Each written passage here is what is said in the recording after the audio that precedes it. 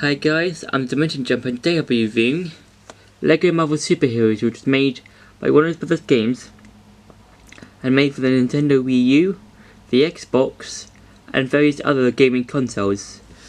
Now, the main story of this game is that Doctor Doom and Loki have teamed up along with some other Marvel superhero villains so that they can find some cosmic bricks which make up the Silver Surfer's board.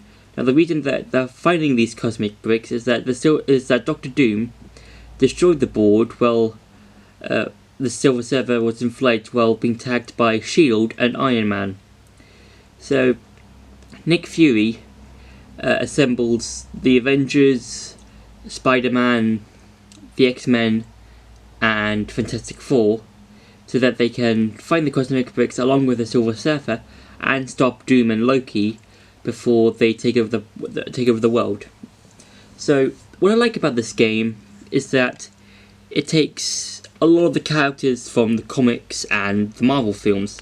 So you've got characters like the Fantastic Four, Doctor Doom, Spider-Man, several of the X-Men, several of the Avengers like Iron Man, Captain America, the Hulk, and several other superheroes and supervillains that span the total of Marvel comics. And yeah, so you can play as various superheroes and villains throughout the game, and the levels in each game are quite good. None feel similar, none feels the same, or that sort of thing. And each level takes place in various locations. So you've got one level might be in the sewers, another level might be in the X-Mansion, and one level in particular takes place in Asgard, which I think is quite good because you can, in each level you can play as various heroes. So in the X-Mansion you can play as Cyclops, Jean Grey, Storm, Iceman, and a lot of various other X-Men. And you can play in Asgard. The Asgard level you can play as the Human Torch, Thor, Captain America, I think, and Wolverine. And within each level you are given several obstacles to overcome and several character-made levels. What I mean by that is that in part of the level there might be a character that needs to be required in order to get to one area to the next. So there might be a part of the level where you might need Wolverine's claws or his heightened senses in order to find something you can push or press on so you can activate the next part of the level. And what I like about it is that the whole place is set in Earth, but as I said before, the levels take place in various locations. But the main area is New York, and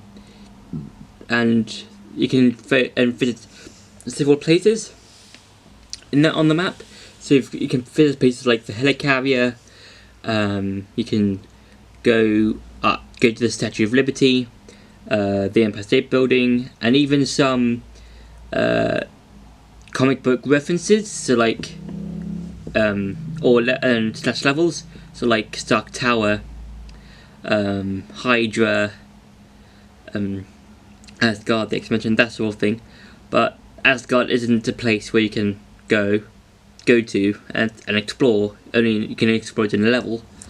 And you can collect each characters in the levels or in the overworld, and you might be given some challenges. So like you might be given a character that might need some sort of help, or just find their token lying about in a level.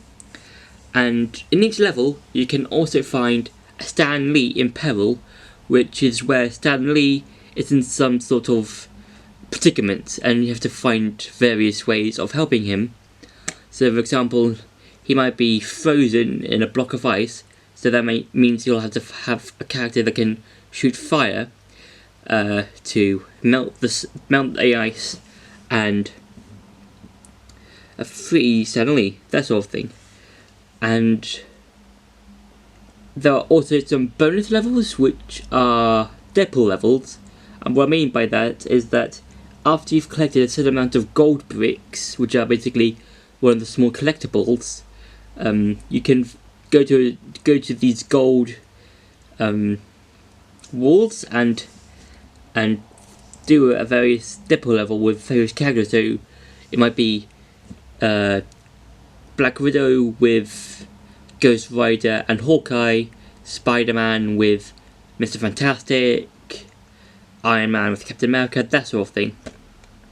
And they do, for a lot of the characters, they do bring in some of the weird characters, so like Howard the Duck, the Guardians of the Galaxy, the Abomination, a lot of characters that might feel a bit goofy. I wouldn't say call the Abomination a bit goofy because he's the Abomination, he's a supervillain, that sort of thing. And yeah, the collectibles in the game, apart from the gold bricks and the Stanleys, are red bricks, which give you extras.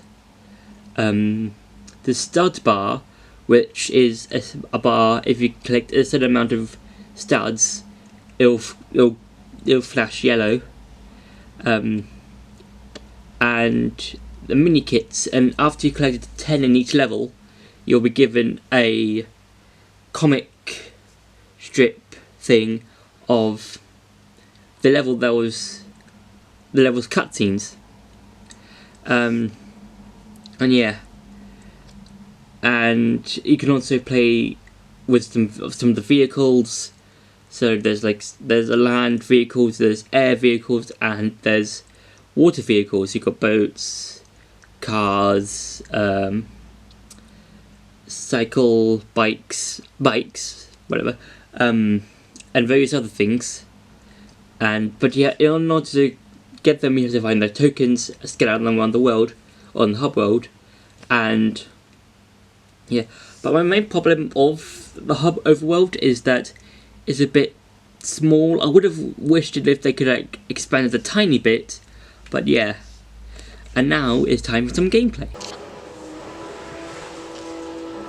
So as you can see, the graphics for the game are quite good. You can play various characters. For example, you can play as Iron Man, who's one of the flying characters in the game. It's a bit hard-ish to control at times, but there are other times where he's just fine to play with.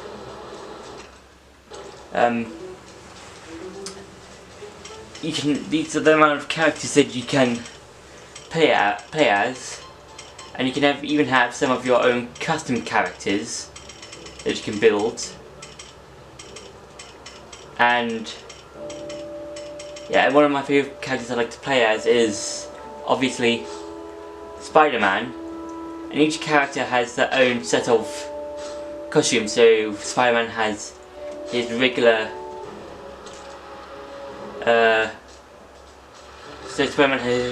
costume and his Future Foundation costume. But what I think to be the most irritating with people who've got different costumes like Spider-Man is that when they're changing, that this will sometimes pop up. That's what I find the most annoying part about the game. And also that Spider-Man can't climb up walls and he can only stick to them. It's improved in the second game, in which he can climb up walls, but I would have liked it if the game allowed him to climb up walls. You can also activate a point, a shield point thingy, where you can do one out of three things after it loads. You can go to the helicarrier, you can summon a vehicle or change a character. But you can only change characters without going to the character grid. When it's the main game, you can access the character grid once you've finished the game.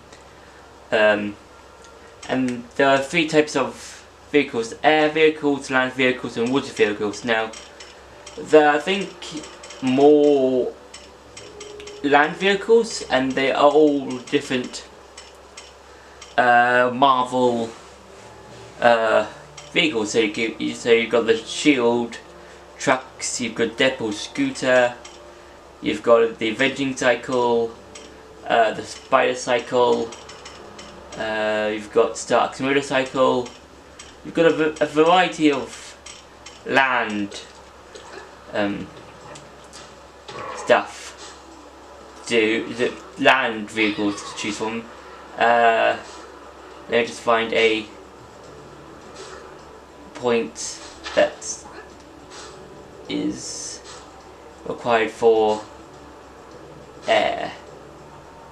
I will edit this part out now.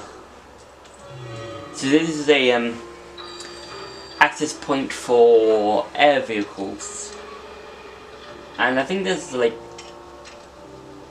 yeah, there's less of them than the land vehicles, and you've got things like the Fantastic Car, the Pumpkin Chopper for the Green Goblin, that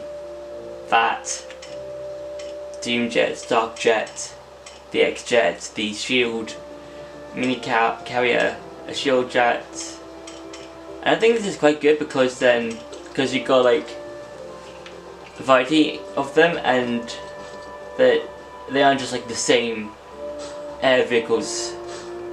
And there is you do get a sea vehicle, but there's only one of them, and it's for the Mandarin. So yeah. And these are all the characters you can play as. You can play as Iron Man, the Hulk, Spider-Man, Captain America, those sorts of characters. And you can also play as the X-Men, some of the X-Men like Wolverine, Cyclops, Jean Grey, Storm, Beast, those sorts of characters. Then you can also play as the Fantastic Four, so Mr. Fantastic, the Human Torch, those sorts of characters. And you can also get normal characters that have also been in Marvel Comics, so like J. Jonah Jameson, Aunt May, Gwen Stacy, and a bunch of other characters that I think are quite good, but I would have liked it if some of them would have ended up as part of the team, so like, or would have ended up like as player characters in the game, so like characters like the Guardians of the Galaxy, so if you know, like Rocket Raccoon, Groot, but they don't appear until the end of the game, which is quite good because it does end up at the beginning of the second game. But it would like be nice if we could have some extra characters to be put into the game as like part of the story, if you know what I mean. And also, Deadpool appears in the game in the bonus missions. So you can also get Deadpool red bricks so you can get extras like the stunt multipliers, the disguises, gold bricks, mini kits. Just like there's mini characters. You can collect ghost studs, fast build, tracking studs, character tokens, detectors, festival hats, and extra hearts. And those are quite good because they can help you. Some of them, like the multiplayer studs, can help you with collecting some extra characters that you might not have enough money for, or studs, or collecting some vehicles, that sort of thing.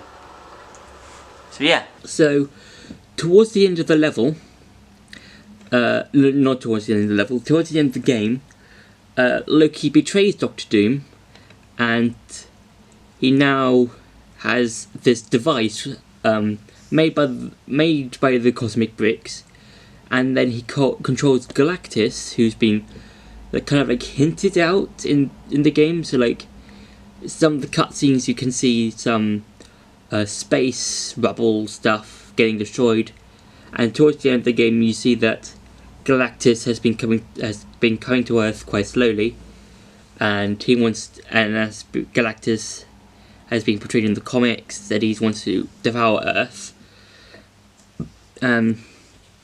So So it's up to the heroes that have been featured in the game and the villains to team up and take on both Loki and Galactus together.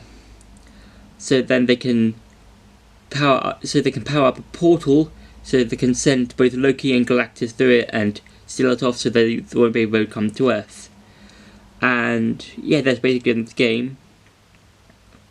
And yeah, I think that's really cool because, like, you know, it's a team up between both heroes and villains, and that's something you rarely see in video games or other types of media like TV shows or movies. And I think it's quite cool. And at the end of each level, you can play in free play mode, which is you can select a character that you might need in a certain part of the game. And I think that's quite good because you can replay the game, but this time it's some of your favourite heroes and some of your favourite villains and that sort of thing. So I hope you enjoyed that review of Lego Marvel Superheroes. Don't forget to like, share and subscribe, and I'll see you in the next video.